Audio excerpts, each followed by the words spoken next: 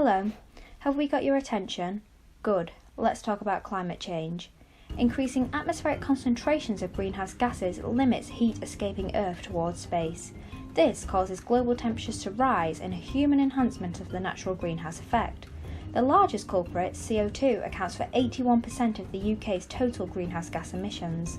Would you believe that in 2017 alone, the transport sector emitted 124.6 megatons of CO2 in the UK, the mass of 8.5 million double-decker buses? But we are not without solutions. A fresh mentality is emerging.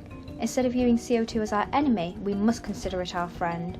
Carbon Dioxide Utilisation, also known as CDU, is an innovative method of using CO2 to make desirable products.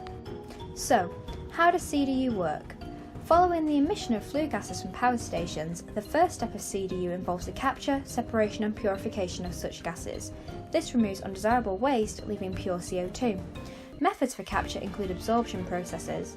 Unfortunately, CO2 capture increases the energy usage within power stations by 25 to 40%. Therefore, step 2, the utilisation of CO2 to generate desirable chemical feedstocks, is essential to offset costs and ensure CDU is a net consumer of CO2. Finally, chemical feedstocks are used in the production of a diverse array of products. Meanwhile, at the University of York, we are lucky to have the Green Chemistry Centre of Excellence, a world-leading facility for green and sustainable chemical research. The GCCE is particularly interested in CDU to not only reduce CO2 emissions, but to also produce useful feedstocks such as cyclic carbonates.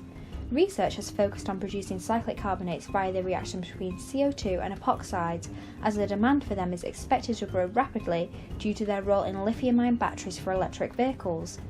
To reduce the current commercial dependence on fossil fuels, it is essential that we produce more active catalysts for the reaction to ensure that it is a net consumer of CO2.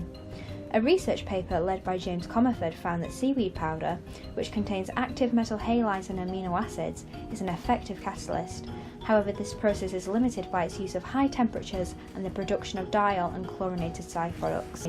Limitations of the real-life practice of CDU include the lack of global infrastructure, the time that CO2 is sequestered for, and the requirements for green technology to make the process carbon neutral. So, how could CDU be executed in the most environmental and economically sustainable way? It is only by manufacturing both low-value, large-scale fuels with high-value, small-scale chemicals in a combined approach to the circular economy that CDU will appear attractive. We believe that instead of comparing CDU, we should use it cooperatively with other green processes in a more holistic approach to green chemistry. It is only by continuing to invest that we guarantee a bright future for generations to come.